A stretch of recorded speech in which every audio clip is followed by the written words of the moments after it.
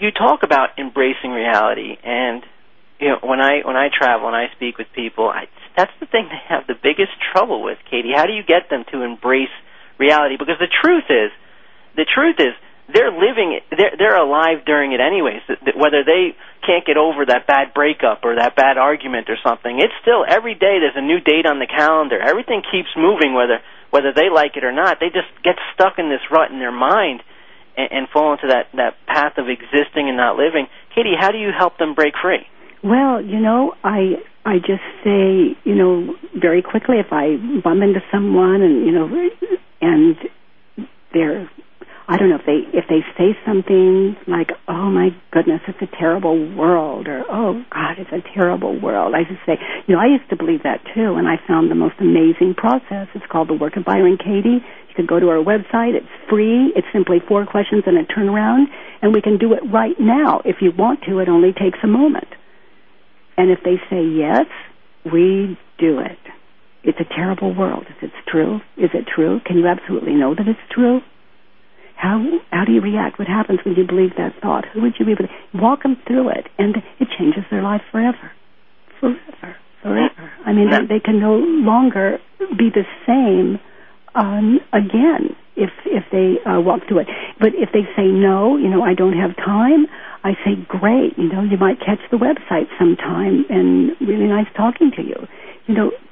Or, I bump into someone and they're really bitter, all I feel is love. To bump into someone it's like to receive a kiss.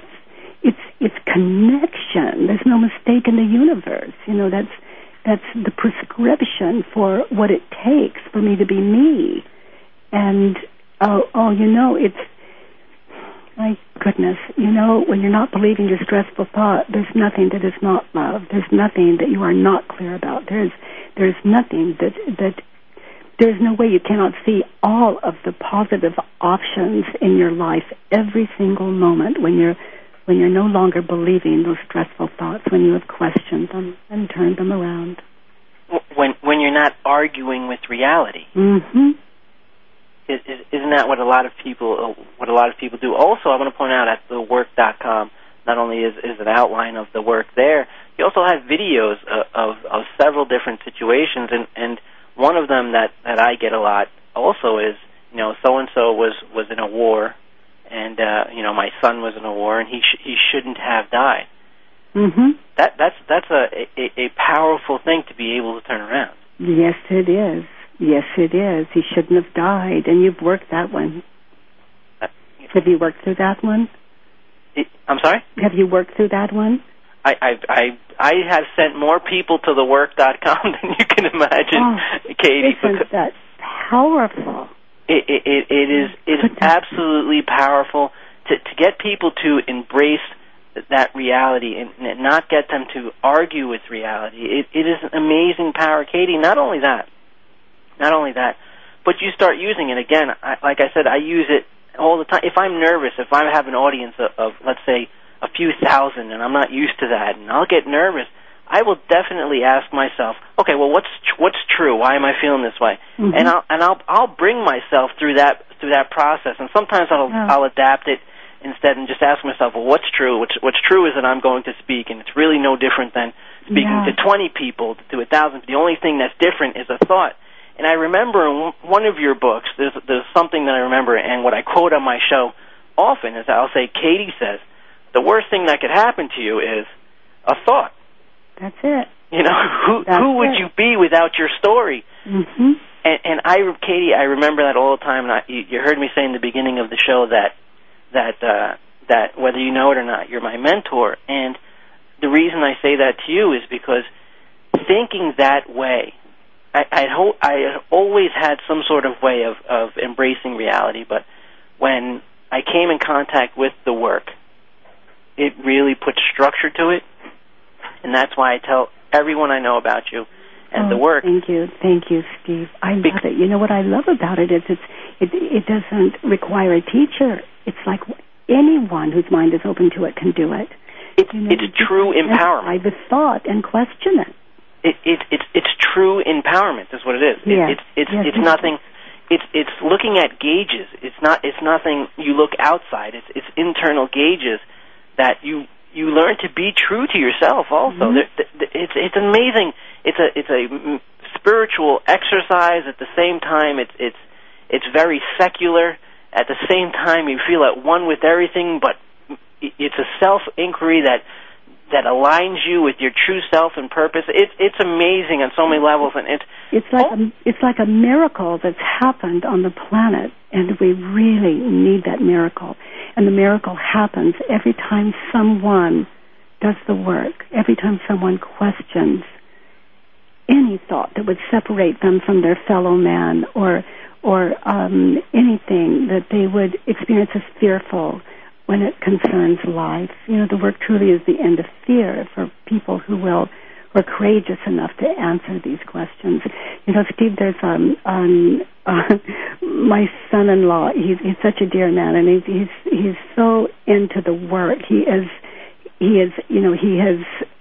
like you. He has just shifted into a whole other paradigm. It's another world.